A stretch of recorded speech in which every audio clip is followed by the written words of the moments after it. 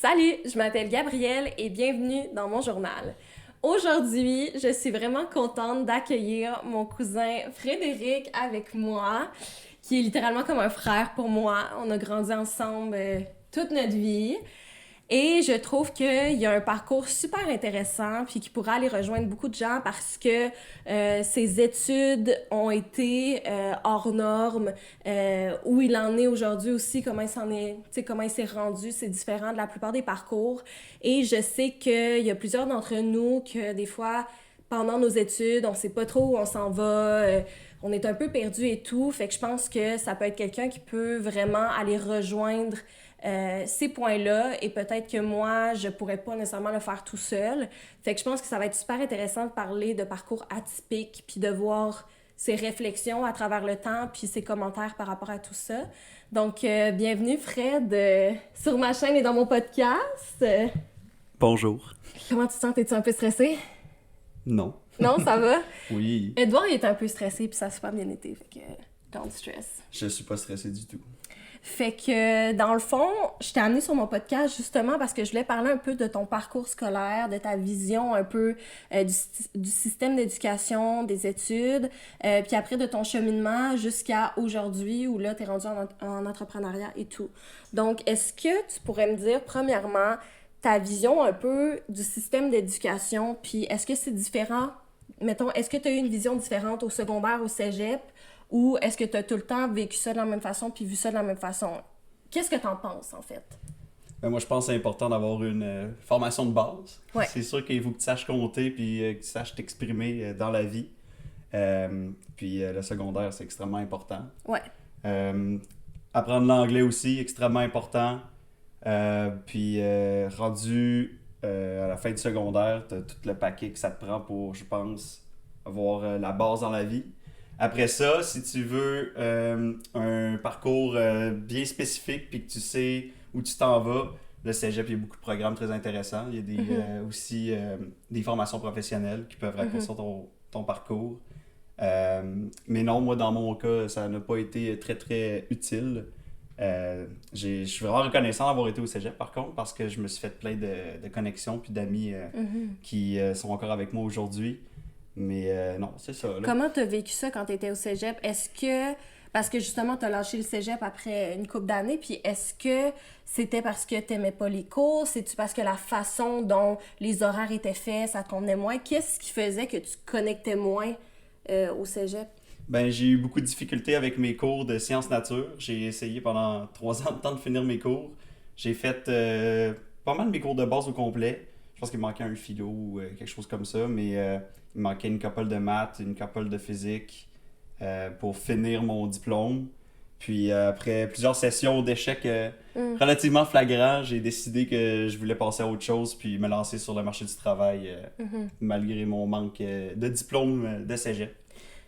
Mais vu que j'avais déjà mon diplôme de secondaire, puis j'avais une excellente formation pour l'anglais et compagnie, j'étais quand même confiant que j'allais être capable de faire quelque chose de ma carrière. Puis est-ce que ça a été dans tes réflexions de changer de programme, de rester au cégep mais de faire autre chose ou pas vraiment? Pas vraiment. Je veux te dire que après un certain nombre d'années passées sur les bancs d'école, puis que ça stagne, puis qu'il se passe rien, t'as le goût que les choses bougent. Ouais. Fait que ça a été une bonne journée. J'ai fini un cours, puis j'ai fait non, c'est assez. Là, je m'en vais me retirer du parcours du cégep. Puis à l'époque, j'étais chez Bell comme installateur d'internet de fibre optique.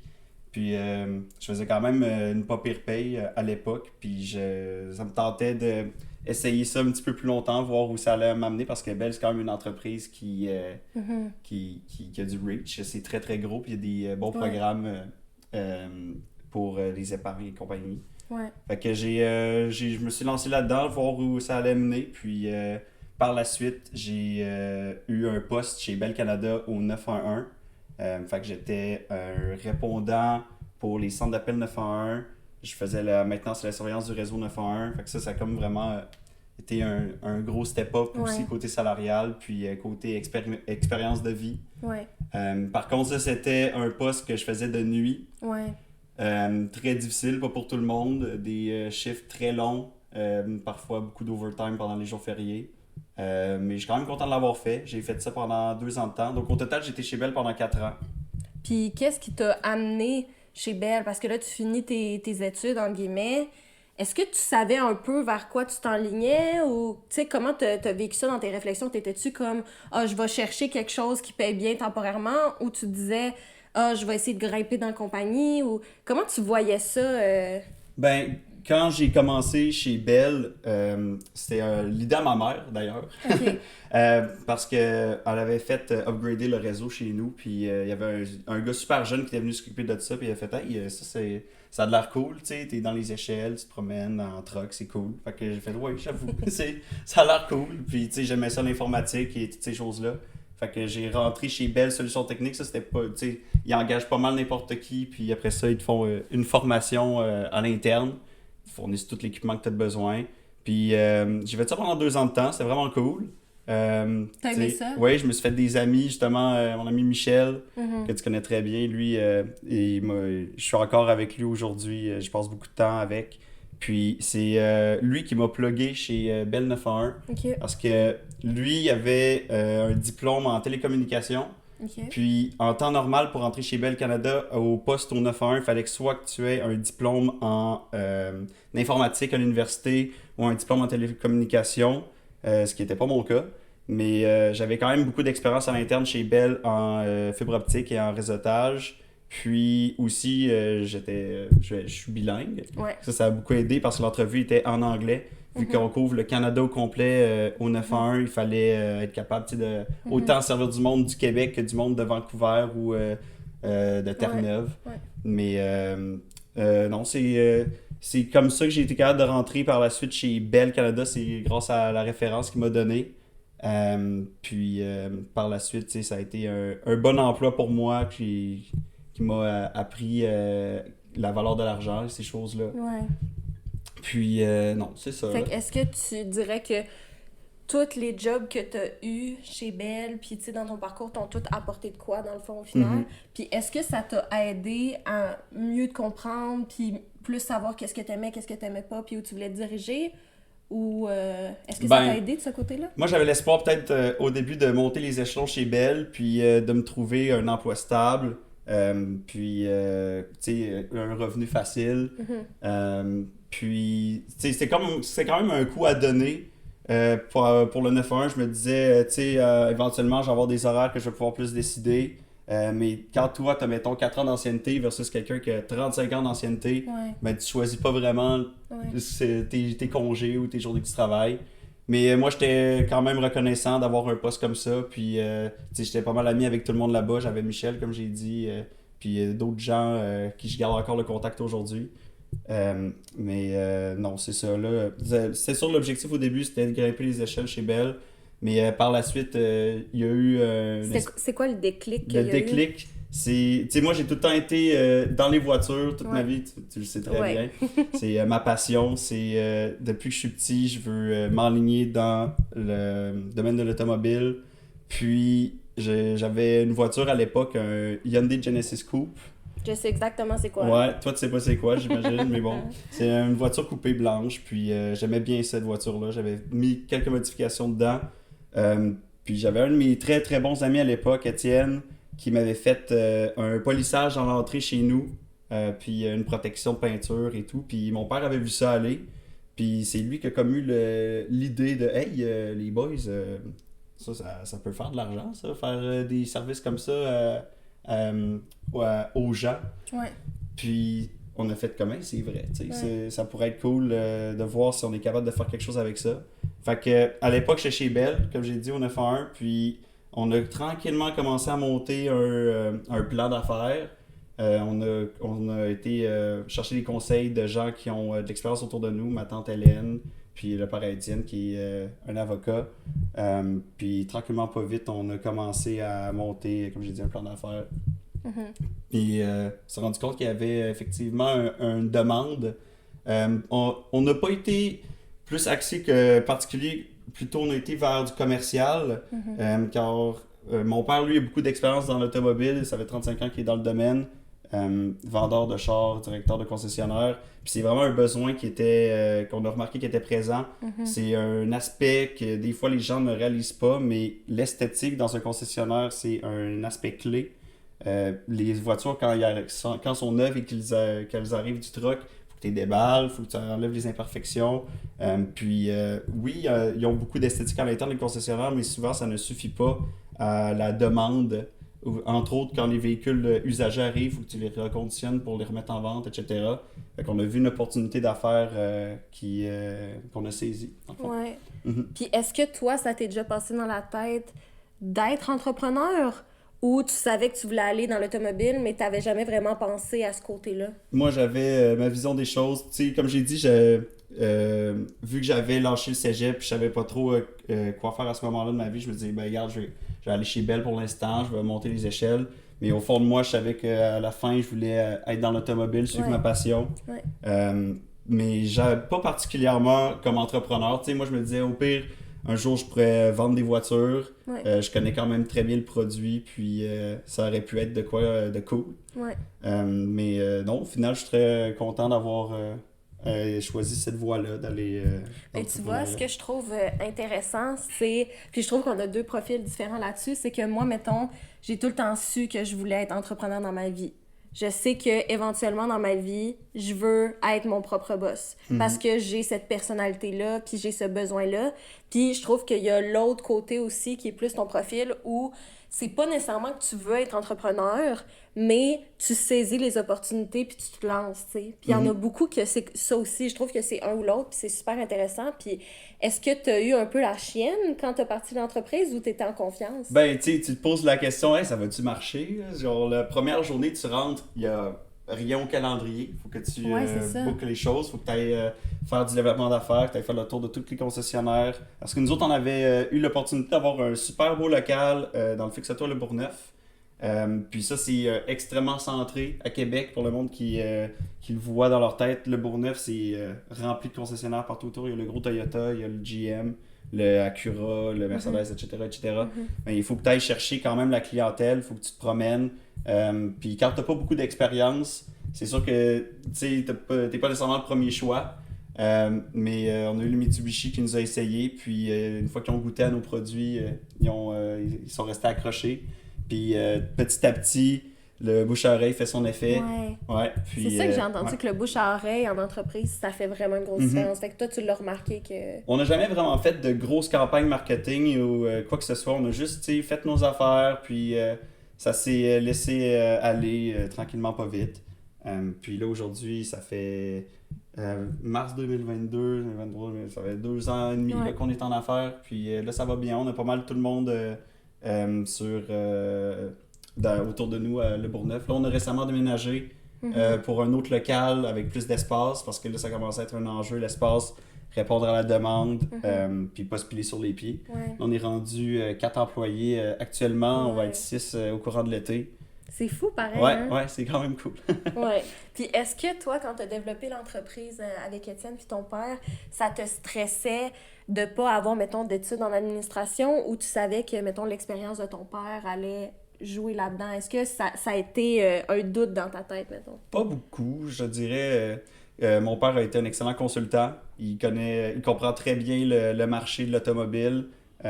Alors, il a beaucoup la vision pour ces choses-là.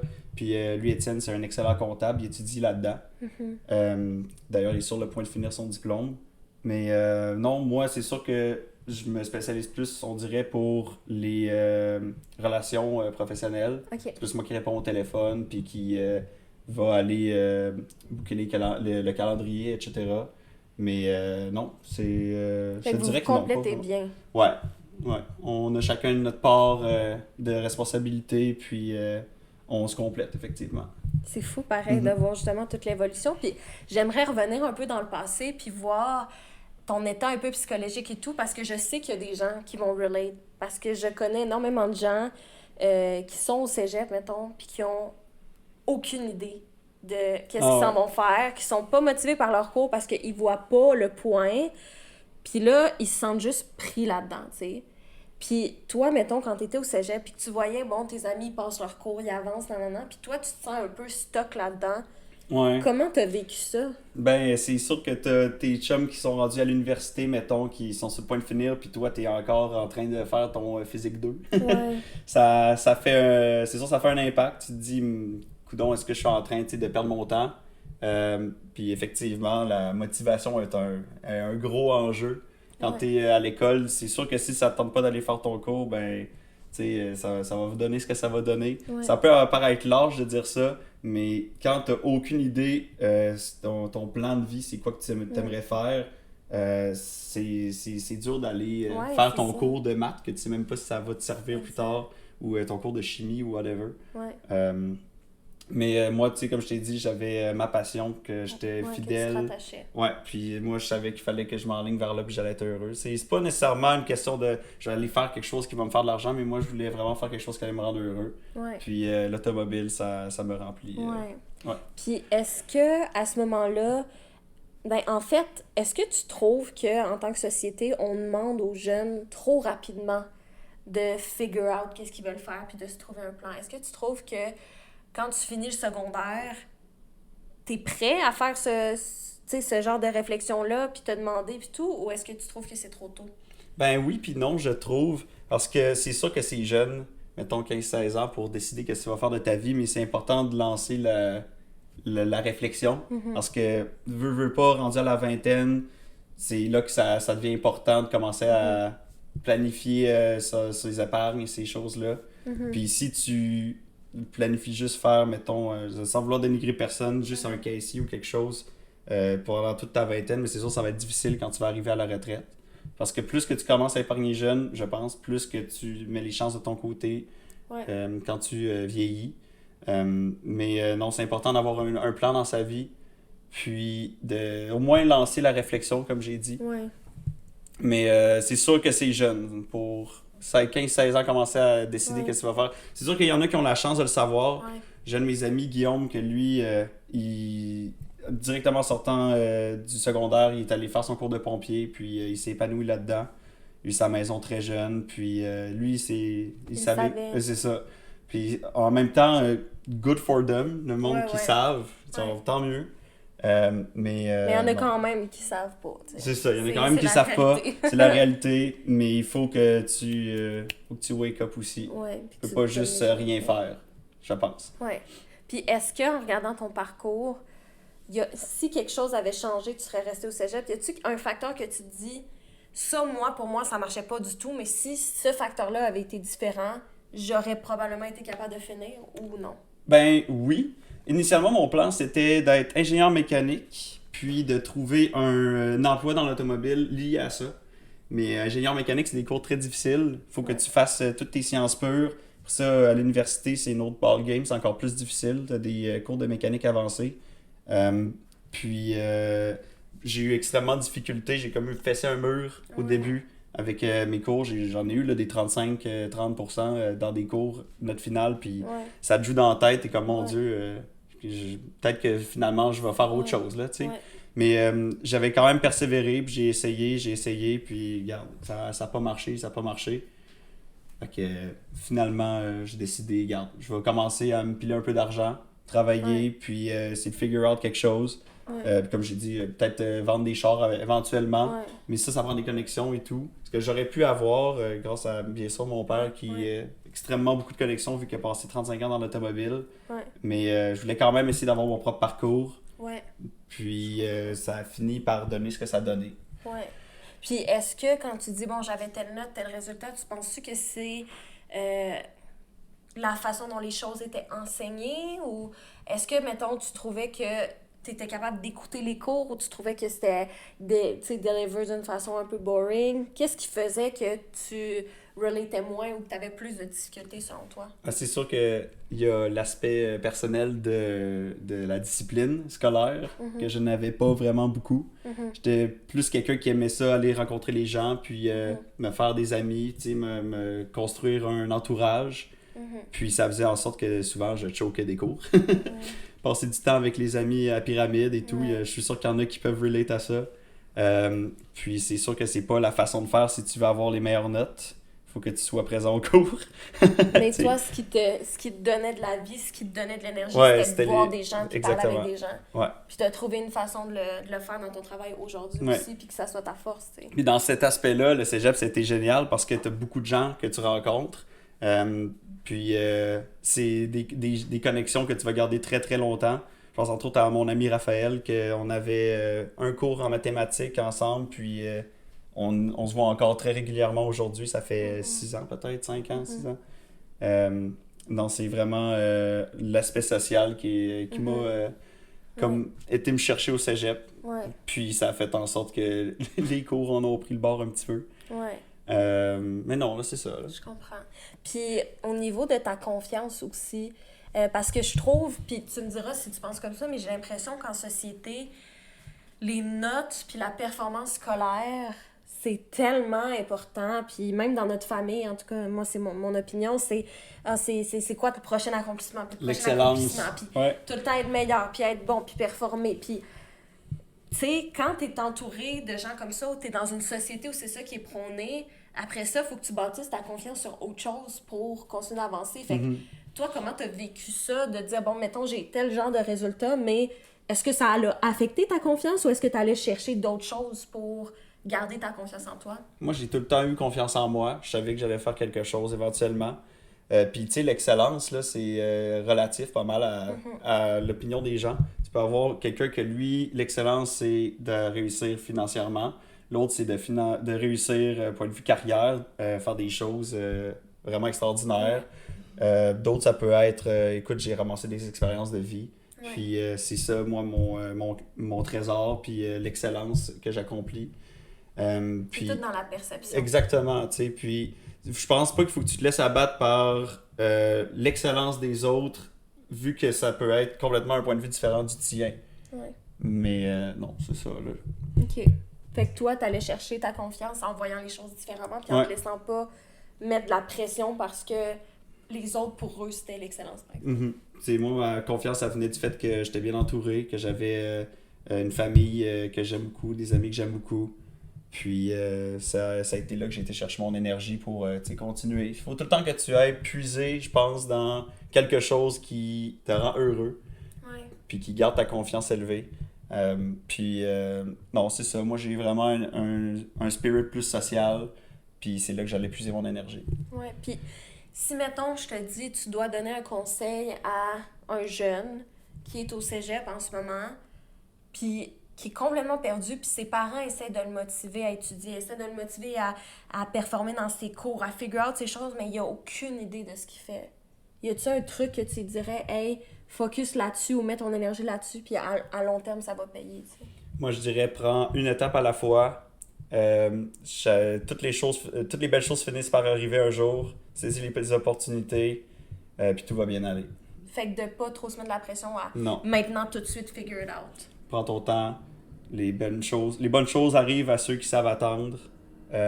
Puis, comme j'ai dit, saisis toutes les opportunités qui se présentent à toi. Puis comme tu parlais avec Belle tantôt, peu importe où tu vas finir par travailler, c'est vrai qu'au final, t'en retires quand même, puis ça t'apprend sur toi, puis ça t'aide à évoluer. Fait que tu sais, des fois, tu te dis, qu'est-ce qu'il faudrait que j'aille dans mon parcours pour me rendre à mon but X. Puis là, ça te met tellement de pression de quel stage je vais avoir, quel poste je vais avoir, quel contact je vais me faire, combien de temps il faut que je reste, dans combien de temps il faut que je monte. Puis tu peux vraiment te build des choses dans ta tête qui finissent par te mettre une telle pression. Puis je sais pas si toi, on te l'a dit, mais moi, j'ai commencé à travailler temps plein, j'avais genre 22 ans. Fait que j'étais dans les plus jeunes où je travaillais, puis tout le monde me disait, puis tout le monde me dit encore à ce jour, quand j'en ai 24, mais t'es tellement jeune. Tu sais, genre, t'es tellement jeune, t'as toute ta vie pour figure it out, t'as toute ta vie pour essayer des affaires, puis tout. Puis moi, dans ma tête, j'étais comme, non, j'ai 22 ans, dans vingtaine, c'est là que je figure it out, puis là, je fais mon plan, parce que là, dans trentaine, il faut que je fasse ça. Puis moi, dans ma tête, ça roulait comme un petit hamster, là, c'était comme, faut que je fasse tout parfaitement, faut que je me prouve, faut que je performe, nanana. Puis quand je parle aux autres, c'est ça, ils me ramènent sur table, puis ils sont comme, mais attends, là, t'as tellement de temps, t'es tellement jeune. Je sais pas si toi, il y a des gens qui t'ont apporté ce point de vue-là à dire comme, mais, tu sais, t'as tellement de temps devant toi, puis t'as tellement de choses à découvrir puis à apprendre, comme, mets-toi pas trop de pression. Ça t'es-tu arrivé d'avoir ce genre de commentaires-là? Moi, je te dirais que c'est plus le contraire. Ah ouais? On me disait, là, il faut que ça gaule, là. Ah ouais? C'est... Sans vouloir pointer de doigt, là, mais mes parents prônaient beaucoup l'excellence académique. Ouais. Puis moi, j'en avais pas du tout. Ouais, fait que, tu sais, ça te pousse dans le cul un peu, tu veux les satisfaire, mais au final, tu peux juste faire ce que tu peux faire. Ouais. Mais je te dirais, là, tu prends une journée à la fois, t'essaies de figure out quand même, Ouais. tranquillement, pas vite. Faut pas se mettre de pression, c'est juste Ouais. du stress inutile. Ouais. Puis toutes les choses finissent par s'arranger éventuellement. C'est juste une question de savoir saisir les opportunités. Mettons, moi, Belle, le 9-1, ça a été une opportunité que j'ai saisie, que mon ami a amené à moi. Je vais t'écrire, oui, absolument. Tu l'essayes. Puis... C'est vraiment pas un poste que j'étais particulièrement qualifié pour. Comme j'ai dit, ça prenait des diplômes. Moi, j'en avais pas. Ouais. Mais j'avais la confiance d'être capable de remplir la job. J'avais bien sûr mon anglais qui m'a beaucoup aidé. Ouais. Mais non, c'est une question de savoir spotter les opportunités puis de les saisir aussi. Vraiment. Puis est-ce que tu trouves que on s'en va vers une société où les diplômes vont être de moins en moins importants versus ce que tu as fait de pratique? Ou est-ce que tu as le sentiment que il y a encore, puis il va encore avoir là, cette notion-là de diplôme? Tu sais, on s'entend que quand tu vas en médecine, il y a des choses que tu n'as pas le choix d'aller à l'université puis tout. Ouais. Mais est-ce que tu remarques que, tu sais, mettons, quand tu envoies ton CV, quand tu essaies de postuler pour des emplois, que le diplôme vaut autant qu'il valait ou que ton expérience pratique vient jouer là-dedans? Qu'est-ce que tu penses de ça? Moi, je pense que c'est un mix des deux. OK. C'est sûr qu'il faut que si tu veux avoir le poste de tes rêves, tu peux pas l'avoir nécessairement du jour au lendemain. C'est quelque chose que, oui, si tu as un diplôme, c'est vraiment bien, ça paraît bien. Mais il faut aussi que tu aies de l'expérience qui va être reconnue, puis qui va avoir de la valeur ajoutée. Ouais. Puis tu sais, ça peut être pour n'importe quoi, là. Mettons, je pense, si tu veux avoir un poste en haute direction, tu peux pas juste rentrer puis avoir ton poste en haute direction dans une grosse entreprise. Il faut que tu aies les formations nécessaires, mais aussi que tu aies été en bas de l'échelle. Puis que tu vois comment que ça fonctionne. Ouais. Fait que je pense que les deux sont extrêmement importants, avoir une bonne éducation, puis avoir de l'expérience pour le parcours normal. Ouais. Tu sais? Ouais. Mais il n'y a rien qui t'empêche de juste essayer des choses, puis de figure it out sur le tas. Ouais. Puis ça mène à l'expérience, la reconnaissance des acquis et ces choses-là. Puis je veux revenir sur tes parents rapido parce que j'ai l'impression que c'est le cas de beaucoup d'adolescents ou de jeunes adultes que leurs parents sont beaucoup sur l'excellence. En rétroaction aujourd'hui, où t'es rendu à avoir ton entreprise, à vraiment être sur ton X, entre guillemets, là, est-ce que t'as eu cette discussion-là avec tes parents de comme eux, comment ils voyaient ça dans le temps quand t'étais au cégep, puis là, comment tu vis ta vie? T'sais, est-ce qu'ils ont eu un step back pour réaliser... Ben c'est sûr que là, mon père n'a pas eu le choix vu que c'est mon partenaire. Mais je suis quand même reconnaissant d'avoir eu des parents qui m'ont poussé dans le cul et qui ont forcé à faire quelque chose. Ouais. Je pense pas, comme j'ai dit, que tu peux juste rester les bras croisés puis espérer que les belles choses arrivent à toi. Il faut que tu saisisses les opportunités puis que tu get things going. Ouais.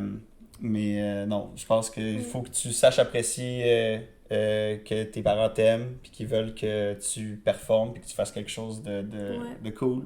Ouais. Puis ça, tu peux pas leur en vouloir. Ouais. Puis souvent, tu sais, quand t'es dans ces âges-là, à l'adolescence, jeune adulte, ça te gosse.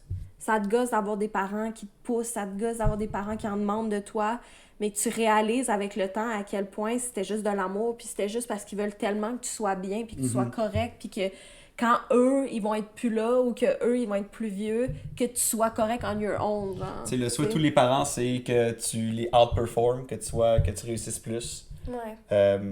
Puis des fois, quand tu es dans une famille que c'est de la grosse excellence, ben ça peut être la barre est haute. Ouais. Mais non, comme j'ai dit, je pense pas qu'il faut que tu te mettes de pression trop. Tu sais, les opportunités, une journée à la fois, Ouais. tout va bien aller. Puis, pour parler du côté plus entrepreneur maintenant, aurais-tu aussi des conseils pour des gens qui veulent se lancer en entreprise ou qui ont une idée puis que là, ils commencent là-dedans, de choses que tu as apprises, de trucs que tu dis, ça, c'était un faux pas, ou ça, il aurait vraiment fallu que je sache ça, ou... Ouais, ben regarde, c'est sûr que quand tu commences, ça prend un plan d'affaires solide, ça prend des... Puis comment tu fais pour avoir un plan d'affaires solide, faut que tu comprennes le marché dans lequel tu veux te lancer, faut que tu comprennes l'offre de service, faut que tu comprennes les produits que tu veux offrir vraiment comme il faut. Puis faut que tu vois si tu as quelque chose de plus à offrir. Puis si les gens vont vouloir avoir ce service-là, puis la valeur ajoutée que tu amènes, ces choses-là. Puis, par la suite, une fois que tu as ton plan d'affaires, puis tu dis comme, OK, ça va marcher, je suis confiant. Là, il faut que tu y ailles, encore une fois, une étape à la fois. Tu commences petit, une petite chose. Après ça, on peut en faire plus. Tu grossis encore. Puis, quand tu te sens confortable, tu peux augmenter tes opérations en ayant plus de gens pour répondre à la demande, pour essayer d'offrir plus. Mais non, c'est vraiment le secret, c'est une étape à la fois, tranquillement, lentement. Ça va tout finir par se faire tout seul. Si tu es bon, puis que ce que tu fais, c'est vraiment sa coche, ça va juste se faire tout seul. Il n'y a pas de stress à avoir. Puis on peut pas parler d'entrepreneuriat sans parler de timing. Comme Ouais. on dit, timing is everything. Ouais. En même temps, faut pas non plus procrastiner toute sa vie avant d'ouvrir son entreprise. Fait que est-ce que, selon toi, il y a un bon moment pour ouvrir ton entreprise, un bon montant à avoir dans ton compte, de l'éducation ou des contacts? Y quelque chose qui fait que là, tu serais prêt? Comment tu vois ça? Ben, ça dépend du domaine dans lequel tu veux te lancer. Mettons, moi, l'esthétique automobile, c'est quelque chose qui c'est très mort l'hiver. Fait que starter ça en novembre, pas peut-être la meilleure idée. Okay. Mais si tu parles plus côté starter la compagnie, il y a plein d'options qui s'offrent aux gens. Tu peux avoir un prêt avec la banque pour acheter les produits puis les machines que ça te prend. Tu peux aussi, comme j'ai dit, avec ton marché, comprendre c'est quand le meilleur moment de l'année pour starter, mais pas nécessairement besoin d'attendre. Là. Juste prévois tes affaires comme il faut, puis go, tu y vas. Puis t'as beaucoup parlé de l'importance de ton entourage. Fait que dans le fond, Ouais, le réseau, les contacts, c'est vraiment important. Oh, oui. Tu sais, moi actuellement, tous les gens avec qui je travaille au sein de l'entreprise, c'est du monde très proche de moi, c'est des amis très proches. Étienne, c'est quelqu'un que j'ai rencontré au cégep. Emmanuel, même chose, mon temps plein. C'est aussi un super photographe. Il nous prend des super de belles photos pour l'Instagram et tout. Puis j'ai Bastien, un autre de mes amis très proches, que ça tombait que c'était mon coloc dans le temps. Puis Teddy, même chose, mon coloc. Puis c'est du monde, tu sais, qui partagent la même passion. Tout le monde partage la même passion. Puis on s'entend bien, c'est du monde de confiance. Puis ça peut juste bien aller là, quand t'as une équipe comme ça. Là. Mais en même temps, je vais faire l'avocat du diable. Travailler avec des amis, c'est pas un peu risqué? C'est un peu risqué, mais il faut que tu... Tu sais, moi j'ai Étienne comme partenaire, les autres c'est des amis. Il faut que tu saches l'importance que ça représente de devenir partenaire avec quelqu'un, c'est quasiment comme un mariage. Fait qu'il faut que tu sois confiant de la personne avec qui tu te lances. Puis tu sais, c'est les autres, là, tes employés, oui, ça reste tes amis, mais c'est le fun, tu sais, quand tu travailles. Vu que c'est tes amis, t'es sur la même longueur d'onde souvent pour plein de choses. Puis bien sûr, il faut pas que tu y ailles avec des amis, que tu sais, c'est des connaissances. Il faut vraiment que tu aies confiance en les gens que tu veux expansionner ton entreprise. Tu peux pas aller là avec n'importe qui. Comme j'ai dit, il faut que tu sois sûr et certain que c'est du monde de confiance. Mais quand t'es bien entouré, là, tout va bien. Puis, est-ce que, parce que là, tu parles de, souvent on pense pareil, nanana, est-ce que tu penses que c'est plus important d'avoir des gens qui te ressemblent ou des gens qui sont complémentaires à toi dans ton entreprise? Ben, qui se ressemble, s'assemble, comme dit le dicton. Mais d'avoir des compétences différentes, ça amène un plus-value absolument. Fait que sans nécessairement avoir la même vision des choses, je pense que c'est quand même important qu'il y ait un fond commun. Mais par la suite, c'est sûr que d'avoir une diversification dans les compétences, c'est un plus-value absolument important. Puis j'ai le goût de te demander, le Fred là, qui est au cégep en ce moment, là, puis que c'est pas trop ce qui se passe, penses-tu qu'il serait fier de te voir aujourd'hui où t'es? Ouais, absolument. Ouais. Tu penses qu'il ferait comme Mission Il n'y aurait aucune idée, mais il serait content. Ouais. Là, c'est sûr qu'on commence encore. C'est relativement une entreprise jeune, mais c'est très prometteur pour l'instant. Ouais, vraiment. Ah, c'est le fun. Puis c'est le fun de voir justement que t'as pas un parcours qui est comme en ligne droite non plus. Puis c'est ça souvent qu'on voit puis qu'on nous met de l'avant. Fait que je trouvais ça le fun de t'avoir sur le podcast pour montrer que, hey, crime, je passais par là, j'ai fait ci, ça fitait pas. C'est chaotique pas mal. Ouais, mais check, I made it. Puis voici, tu sais, qu'est-ce que j'en ai appris. Puis voici où j'en suis aujourd'hui. Puis je trouve que c'est important de montrer ces profils-là aussi, parce que c'est pas vrai que c'est tout le monde, justement, qui l'ont figure out super rapidement, puis qui vont l'avoir. Puis comme tu dis, t'avais pas nécessairement pensé à être entrepreneur, mais au final, c'est quand on regarde ta personnalité, puis quand tu dis, moi, ce que j'aimais au cégep, c'était aller parler avec les gens, faire des connexions, puis comme développer des relations. Puis au final, aujourd'hui, dans mon entreprise, c'est toutes mes amies que j'ai rencontrées au cégep qui travaillent pour moi. Et avec moi, plus, ouais. Mais au final, moi, je pense qu'à la fin de la journée, il faut que tu sois heureux dans ce que tu fais. Ouais. C'est le truc le plus important. Il faut que tu aies du fun. Ouais. Si t'as pas de fun, c'est quoi le but? T'sais? Ouais, exact. C'est pas juste une question de faire de l'argent, puis tous ces crimes, j'ai pas l'impression que je travaille. Ouais, vraiment. C'est ça qui est cool. Puis les valeurs que tu as aussi, tu sais, au-delà de l'argent que tu fais puis de ce que tu mets de l'avant, de rester comme vrai fidèle à soi-même. Ouais, absolument. Fait que c'est ce qui conclut le podcast. J'aimerais ça que tu nous dises officiellement le nom de ton entreprise, les services que vous offrez, puis où est-ce qu'on peut vous suivre. Donc, moi, c'est Frédéric Gendron. Je suis copropriétaire de ProLook Auto Esthétique Automobile. On offre des solutions pour les concessionnaires en termes d'esthétique professionnelle. Puis, on offre aussi, bien sûr, des services aux particuliers. On fait remise à neuf, in and out, céramique coating, polissage, par pierre, tout le kit. Fait que suivez-nous sur Instagram, ProLook Auto Esthétique Automobile. Facebook, TikTok, toutes les plateformes. Allez voir notre site internet. On a une super belle galerie photo. Puis pour l'instant, vous êtes, tu disais dans quel coin à Québec? On est à Le Bourgneuf. Mais c'est sûr que c'est plus facile quand les gens viennent de Québec. Mais on offre des solutions si vous vous déplacez. Non, c'est ça. Allez nous voir. Donnez-nous un coup de fil. Coûte pas cher. Mais non, c'est ça. Merci Pierre d'avoir été là, c'était full intéressant, puis j'espère que les gens à la maison, ça vous a montré justement que le temps fait bien les choses, puis des fois il faut être patient avec soi-même, puis c'est pas parce que t'excelles pas selon ce que tes parents, mettons, vont te dire ou ce que la société va te dire que t'apprends pas sur toi puis que tu développes pas des graines pour plus tard.